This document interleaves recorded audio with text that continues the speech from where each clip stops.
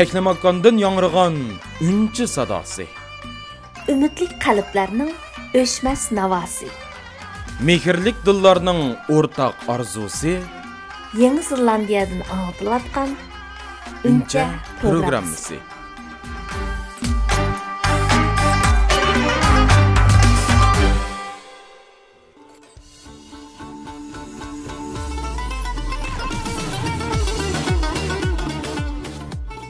Assalomu alaykum. Hayot musobaqasida har bir kunni ishonch, umid va muqaddas orzular bilan bezab, o'z nishonlariga qadam olgan aziz anglag'uchilar. Assalomu alaykum. Jo'shqinoq bilan hayotga tabassum aylagan qadrdonlar. Eng go'zal xizmatlarimiz bilan huzuringlarda riyosatchi o'g'linglar Dinzod Bek aziz. Yangi bir kunda o'zgacha tilaklar bilan sizlarga hamrohmiz. Men sirdosh do'stinglar Rana G'upur. Üçüncü programımız yol qo'yilgandan boshlab anglag'uchilarning nurg'un go'zal tilaklar bilan birga yuqori bahosidan intayin suyundik. Shundaqla qilgan xizmatlarimizdan hodiqimiz chiqqandek bo'lmoqda. To'g'ri, programmamiz mazmunlarining sarxil bo'lishi uchun barliq kuchimizni chiqarmoqdamiz. Shundaqla aktiv energiyalik, natijali kishilarning ma'nili hayotidan o'zimizga uyg'otqich kuch olsak, farzandlarimizning ona til o'rganish uchun ko'rsatgan tirishchanligidan huzurlanmoqdamiz. Cümleden edebiyat dünyasındaki kişiye huzur bəxş etadigan güzel eserlerden kalbimizge aram bəxş tapsak, ecdatlarımızdan bizge udun boğan, şundaqla bizni Uygurluğumuzdan suyundurduğun miraslarımızını perzentlerimizge yetkizmektimiz.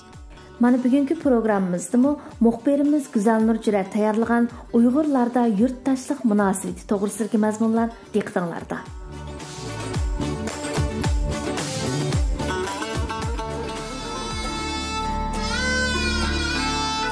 Ecdatlar hikmeti o mirastur, miras.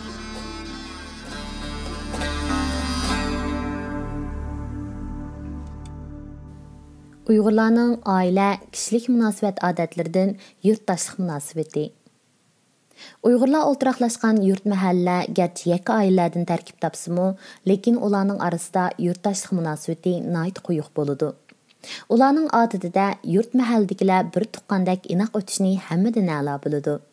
Shu sababdan yiroqdagi tuqqandan yaqindagi qo'shni a'lo degan maqol kelib chiqqan.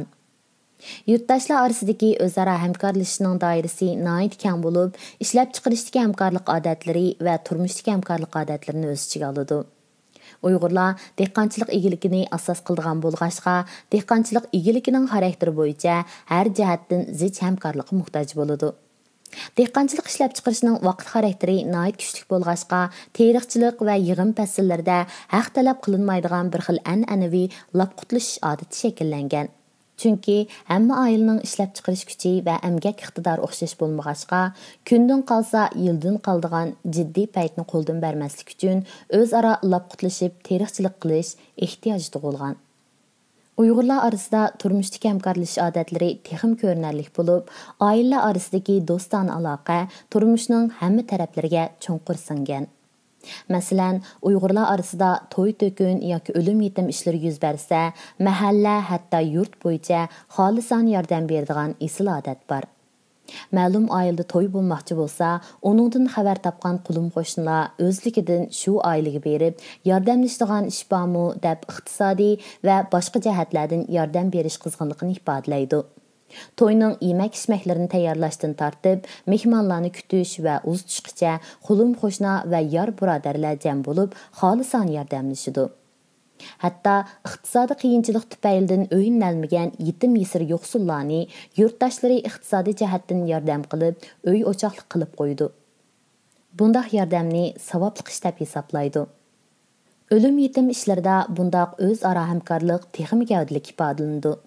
Chunki o'lim ish ko'pincha tasoddifiy yuz beradigan bo'lg'achqa, uning o'lim egasi oldin ola tayyorlik qila olmaydi. Bundaq ahvolda o'lim egasi boshqalarning yordamiga texmi muhtoj bo'ladi. Navoda o'limga ega bo'ladigan odami yo'q, yetim yesirlar o'lib qolsa, uni dafn qilish ishlariga boshdan oyoq yurt jamoat mas'ul bo'lib, xolis uzatadi. Yurt ichida biror oila yangidan uy solmoqchi bo'lsa, qulim qo'shnilar va yurtdoshlar harakatga kelib, xolisan yordam beradi. Yuqorqilardan tashqari har xil tabiiy ofat va boshqa sabablar tufaylidan og'ir ziyon zahmat kuchirgan oilalarning turmushiga hamkorlashish, ularga moddiy va ma'naviy jihatdan yordam berish qadimdan davomlashib kelayotgan an'anaviy odatlarning biri. Uyg'urlar ichida ko'pincha bir masjid jamoati birlik qilinib, shu doira ichida har xil tuzumlar va nizomlar yo'lga qo'yilgan. Biror ahvol yuz bersa, masjid jamoatlari birlashib, kengashib hal qilgan. Agar biror oilada og'ir xilof bo'lsa, masjid jamoatlari bomdod namozidan yinib, kollektiv holda og'riqni yo'qlab hol so'raydi. Bir qancha kun masjidga chiqmay, iz deraksiz yo'q bo'lib ketganlarning uyiga jamoat to'plashib berib, ahvol o'qishidi. Bo'libmi, yashangan qiyri jo'rlarni davomli yo'qlab, holidan xabar elib turdi. Yurt mahalla ichida o'g'irlik, bulangchilik, urush jidal, zina qilish qatorliq naloyiq qilmishlar sezilsa, yurtdoshlar birlikda kengashib jazolash choralarini bekitdi. Umuman olganda, yurtdoshlik munosabat istiqiylik holda shakllangan bo'lib, urf-odat tusida ifodalanadi.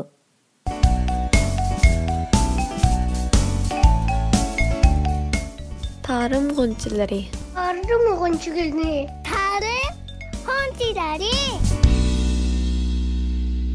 Favqulodda bir tarixiy paytda turayotgan Uyg'ur onalarini qandoqla madhlasam qanoat hosil qilmayman.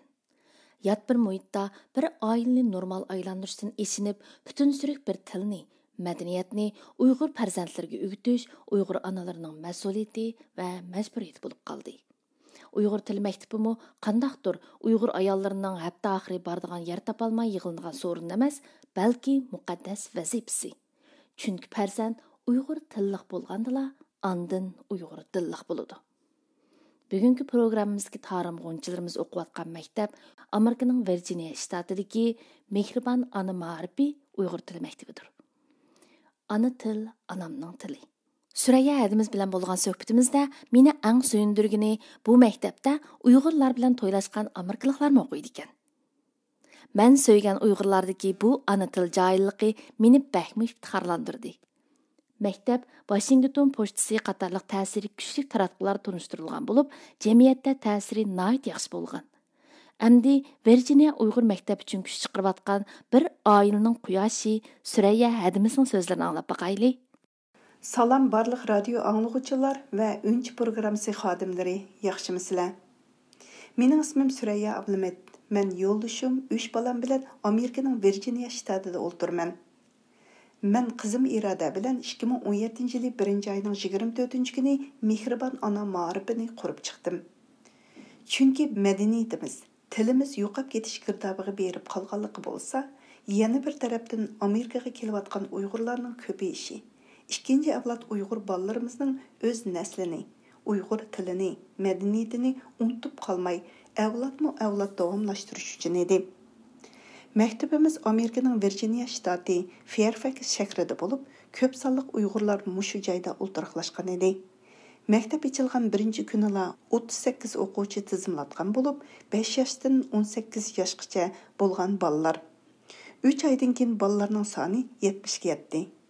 Washington DC, Maryland və Yirak yaqindagi Uyg'urlar davomli qo'shilib, bu yil beshida o'quvchi soni 100 ga yetdi. Hozir mushu maktabga yakshanba kuni darsga keladigan 18 yoshli bolalarning 8i universitetlarda o'qiyotdi. Biz dastlabda bolalarni yeshi bo'yicha sinflarga bo'lib, ilipa bo'yicha harflarni tonish, yezish va o'qishni o'rgatdik. Ondan keyin har bir o'qituvchi o'z sinfining bolalarining saviyasi bo'yicha plan tuzib, ona til to'rlari, Uyg'urcha karton filmlari, hikoyalar, cho'chaklar, tarjima kitoblardan dars tayyorlab o'tadigan bo'ldi. Bolalarga tekst yodlatish, she'r yodlatish, maktabga kelganda cho'qim Uyg'urcha so'zlash, uydami topshiriqlarni ota-onalar bilan birga ishlash, dala saylisi orqali tabiatni tonish, kahut o'yini o'ynash, qo'l ishlarini o'rgatish, etud va epizodlarni sahnaga chiqish, klassik tarix va mashhurlarni tanitish, rasmlar orqali so'z tepish va jumla tuzish qatorliq usullarni qo'llandik. Ona til maktab echish va o'qitish jarayonida men bu xizmatning ham jafoliq, ham bek ma'nilik bir xizmat ekanligini, bu sohada biz nurg'un kasbiy xodimlarga, zapas o'qituvchi qo'shiniga va ma'lum iqtisodiy qo'llashga, nurg'un fidoyilarga shundoqla muntazam tuzilgan o'qish materiali, darslik kitoblarga ehtiyoj tuyuldi. Buni faqat maktab ochgan kishilar emas, butun chet ellardagi barliq Uyg'ur millati, bo'libmi ziyonlar ko'ngil bo'lgan bir bo'shliq ekanligini his qildim. Yana shundoqla bu ana til maktablarining davomlashishi uchun har qanday tashkilot, axborot o'rinlari, keng xalq omasi hech bir tarafsiz holda qo'llashi va yuksallantirish kerakligini tushundim. Shuning bilan birga dunyodagi ona til maktablariga yordam berilgan bir fondning qurilishini tavsiya qilaman. Oxirida maktabimizni qo'llagan barliq ota-onalarga, tashkilot rahbarlariga, axborot o'rinlariga va keng xalq ommasiga rahmat aytaman.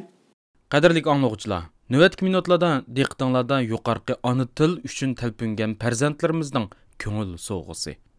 Assalomu alaykum, men Amerikadan Daniya Zirfqar. Yusuf Has Hajib. Yamanlarga yaxshilik tila. Kunlarning birida Yusuf Has Hajib yo'ldan o'tib ketib, bir yigitning haroq kayfi bilan onasini haqoratlayotganligini ko'rib, yoqasini tutgan holda, "Ey Parvardigor, bu yigitni hayvonlikdan adamiylikka qaytarg'aysan, uning ko'ngliga insof, diyonat ato qilg'aysan", debdi. Bu chog'da Yusuf Has Hajibning yanida ketib, yana birov mundoq debdi: "Muhtaram ustoz, uni kichik qajat urmay, uning insofni tilganlari nimasi?" Yusuf Has Hajib uningga shundoq debdi: "Onasini haqoratlovchi odam emasdir. Hozir u hayvonga aylangan. Uningga qilgan nasihat qumga sepilgan suv. Uningga qachat silish qarab turibla muhqa o'sganlikdir. Uningga insof tilmakdan boshqa ne amal? U kayfdan yonganda pushaymon yeb, odamlik yo'lini topsa ajab emas." Rahmat. Assalomu alaykum. Men Haniya. Men 4 yoshdaman. Men Amerikada. Men shil o'qirman. Abam aydak, dadam kundak, nima bakıdı kızıl gülvek. Kara hağa uyun nerede, eski tamda, ga. Babam nerede, çangamda, nimi yeyzen, ne ak. Kulula. Başını çıkara, yamkuda öküle, aptatta çıkıla, rahmet.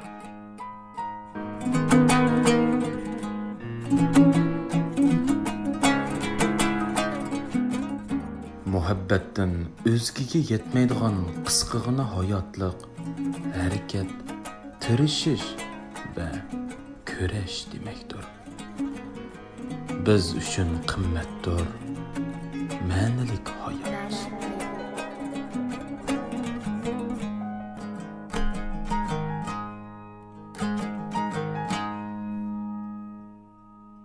Qadirlik anglag'uchilar, mayli biz qayerda qandaq sharoitda bo'lmayli, to'g'ri bo'lgan nishon bilan, to'g'ri bo'lgan tirish ro'y bo'lgandila, cho'qim biz o'ylab baxmagan natijalar quchoq ochar ekan. Aktiv energiyali kishilarning hikoyasi odam anglasa anglag'usi keladigan, hech bir kishi uning go'zal misralarini o'zgartirmaydigan romanga o'xshaydi ekan. Bugun mo shundoq aktiv energiyali kishilarimizdan dunyoga ta'sir ko'rsatgan 100 ayolning biri bo'lishdek zo'r sharafning sohibi Muyassar Xandon xonim bilan muxbirimiz Güzel Nurjuratning ziyorat xotirasining birinchi qismi huzuringlarda bo'ldi. Assalomu alaykum Muyassar. Va alaykum assalom, qanaqa ahvolingiz yaxshimi? Aldı bilan sizning bugungi ziyoratimizni qabul qilganingizga ko'p rahmat. Sizlarning meni ziyoratga loyiq ko'rganingizga rahmat. Muyassar, men siz to'g'riliq ko'p yaxshi materiallarni angladim ham nurg'unlagan materiallarni o'qidim. Sizning yosh turiblar bunda qutuqlarga erishishingiz mencha oson emas deb o'ylayman. Beshingizdan cho'qimjiq issiq sovuqlar o'tdi. Ham yot davlatlarda yurib, yana o'zingizning nishoningiz uchun oldiga ilgirlash uncha bir oson jarayon emas. Buni chet ellarda yashayotgan har bir Uyg'ur haqiqiy tushunib yetalaydi. Shunga sizga barakalloh demay turolmaymiz. Men o'ylayman bu sizdagi bu jasorat, olg'a intilish ro'yi, bu kuch cho'qim sizning hamda kichigingizdan boshlab yetilirgan bir ortiqchiligingiz bo'lsa kerak. Chunki har bir natijaga erishgan insonlarning, shunchalik kishilarning diqqatini tortqudek bir hikoyasi bo'ladi deb o'ylayman. Bu sumush programma anglovchilarimizga o'zingizning bolaligingiz, oilangiz to'g'risida qisqacha so'zlab bera olasizmi? Tərəflərinizə rəhmət. Meningcə, chet eldə yaşayotgan barlıq Uyğurlar bu tərəflərə layiq deb o'ylayman. Chunki biz faqat vatandan yiroq bo'lgan bir kechirmishlarni yashayotmaymiz, balki vatansizlikning keltirib chiqargan natijalarini yashayotimiz. Shunga hech qaysimizning chet ellarda putirab turishimiz oson bir ish emas. Bolaligim haqida so'zlasam gap tugamaydi deb o'ylayman, chunki men o'zimning bolaligimni o'ylasam, ichim shundoq issiq bo'ladi. Mening opam Uyg'ur tili adabiyot kasbida o'qigan, ammo Xanzu tili o'qituvchisi. Shunga kichikimdan tortib opamning ta'siriga bek uchirdim. Opam bek kichik vaqtlarimda she'rlarni ko'p yodlab tatdi, bekcha kitob o'qitatdi. Bizning uyda faqat kitob uzilib boqmagan. Hatto uydagi kitoblar tugab ketib o'qib bo'lib biz boshqa kimning uyiga mehmonga borsak, bolalar bilan o'ynamay yangi kitob bormi deb so'raydik. Yangi kitoblar bo'lsa, bir bo'lon kirib olib o'qiydik. Boshqalar bek hayron bo'ladi. Bu qanday bolalar deb. Şu kichik vaqtimdan tortib aş o'qigan kitoblar, opamning yodlatgan she'rlari mening kitobga bo'lgan qizg'inligimni, she'rga bo'lgan qizg'inligimni oshirgan, shunday bir qiziqishimni qo'zg'agan. Boshlang'ich maktab vaqtlarimizda har qanday bir musobaqa yoki faoliyat bo'lsa, opam cho'qim qatnashtiradi. Shunga maktabning nutq musobaqalari, maqola yozish musobaqalarida har doim men bo'ladim. Maktabga odatlanib qolgandek davomli meni birinchi daraja, alohida daraja qilib mukofotlar beradi. Bu mukofotlar kichik vaqtimdagi menga nisbatan aytgan chog'da bek zo'r utuq hisoblanadi. Shunga shu chog'lardan boshlab, agar opamning shu ta'siri bo'lmagan bo'lsa, balkim shu ilhomlantirishlarga uchirmagan bo'lsam, o'zimga bo'lgan ishonch, ma'lum bir musobaqalar bo'lsin, ma'lum bir keyni o'ngishsizlik bilan oxirlashadigan mushundaq bir ishlar bo'lsin, bularga jur'at qilishdek bir ruh yetilmagan bo'ladi deb o'ylayman. Albatta dadamning ta'siri bo'lgan, dadam doktorlik o'qigan, dadamning ta'sirida men doktorlik kasbini tanladim. Garchi davomlashtirmagan bo'lsam-mu, ammo keyin dadam tijorat bilan shug'ullanganlik uchun uyda bek ko'p bo'lmaydi.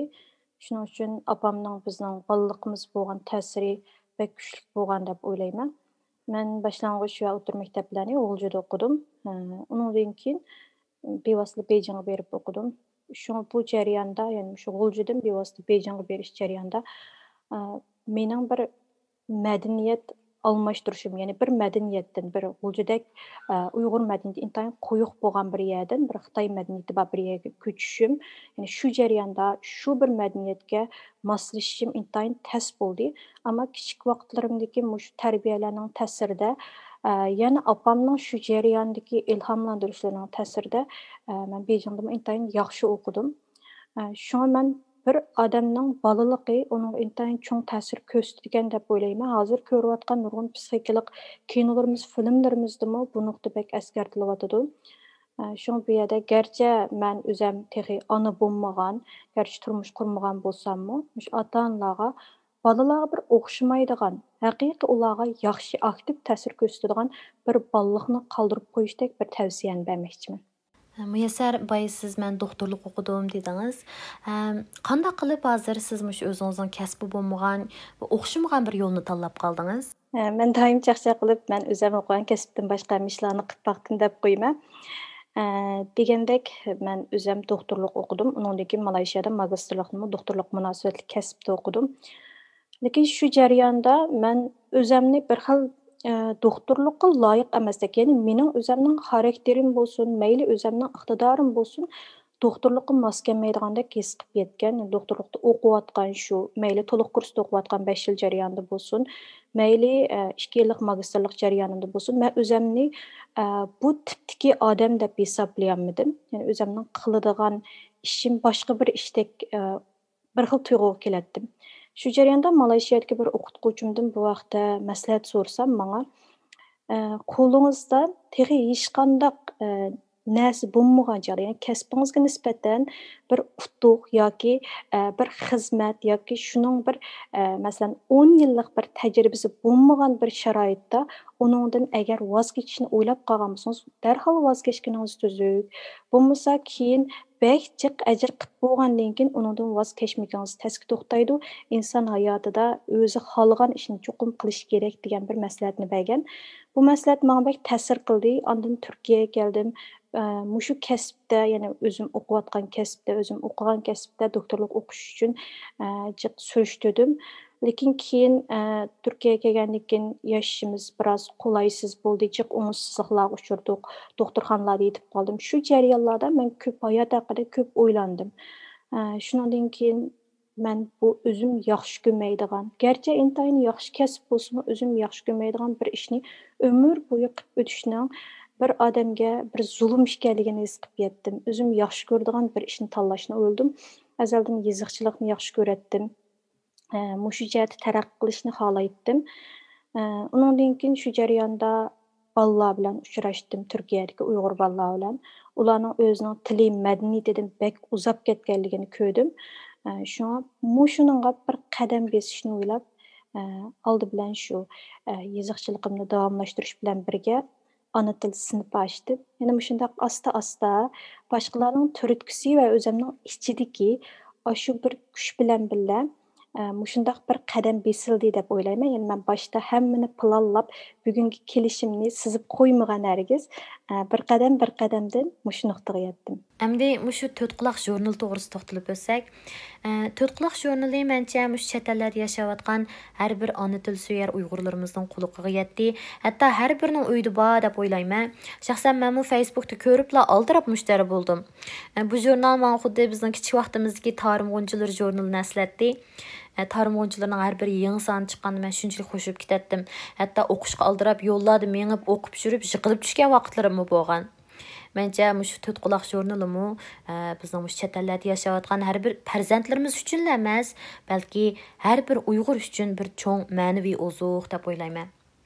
Bo'lsa, muş Төтқұлақ jurnalining mas'uli va shundaqla Uyg'ur maktabining bir ustozi bo'lishingizga nima turtki bo'lganligini so'zlab bera olasizmi? Men başta Uyg'ur ana til sinfi echish uchun ko'p o'ylanib ketmagan. Faqat bolalarımızın savodini chiqarsak, bolalarimiz bir kitob o'qiy oladigan, Uyg'urcha kitoblarni o'qib, Uyg'urcha tafakkur qila oladigan bo'lsa-kan deb savod chiqarish sinfi ochgan. Savod chiqarish sinfi ichib bo'lgandan keyin men faqat buni yetarlik bo'lmaydiganini his qildim. Chunki bolalarning savod chiqib bo'lgandan keyin faqat kitob o'qiy olsa hisob emasga. Ularga yana o'rgatadigan nurg'un bilimlar bor. Xuddi biz 12 yil maktabda adabiyot o'rgangandek bu bolalarning adabiyot o'rganishga ehtiyoji bor. Shundan keyin adabiyot sinfi ochdim. Ya'ni asta-asta bir qadamdan bayam degandek taraqqiy qildik. Ham Төтқұлақ jurnalimi mushu ana til sinfining bir mas'uli deb o'ylayman. Chunki bolalar faqat ana tilni o'rgansa hisob emaskan, bular ana tilni o'rganib bo'lgandan keyin uni ishlatadigan bir so'rin, bir sahna lozim ekan bularga.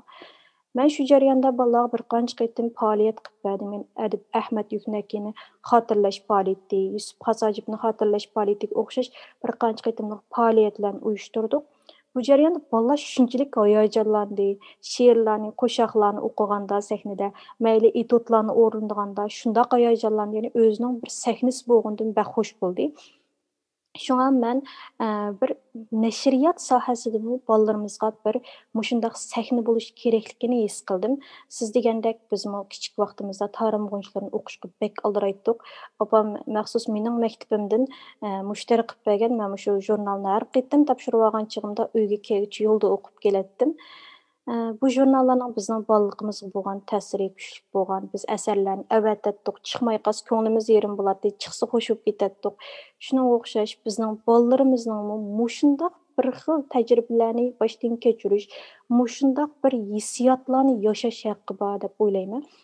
Shuning turtkisida biz butun dunyodagi ustozlar yig'ilgan Salom ustoz WhatsApp topida bu vaqtda ya'ni bir bolalarning jurnali bo'lishi haqida paranglashgandik va buningga ism qo'yib, bilet tashlab ismni bekitib qilgan. Ammo buni qo'lga oladigan odam vaqtincha chiqmay qoldi. Shuning bilan men bir başlap baxsaq, davamı bo'la degan niyatda bu jurnalni boshlashga niyat qildim. Shu chaqda bizning kompyuter ishlarimizga yordamlashayotgan texnikimiz buning intayin zo'r kuch chiqarib, bat loyihasini loyihalab berdi, bat rangdor, ya'ni hozirgi bolalarninki ehtiyojiga mos bir holatda ishlandi deb o'ylayman. Shundan keyin yana bir son chiqib bo'lgandan keyin biz to'xtayolmadik. Ya'ni to'xtay desekmi to'xtayolmadik, chunki bek hayajonlandik bolalar bilan tang. Birinchi son jurnalni maktabga borib bolalarga ko'rsatgan chog'dagi shu manzarani elim unutib qolmayman. Ya'ni o'quvchilar hammasi ko'rib, "Voy, mening asrim chiqibdi, voy, mening rasmim chiqibdi" deb shunchalik xush bo'lib ketdi. Mening erishmoqchi bo'lgan natijam mushu natijaga erishdim.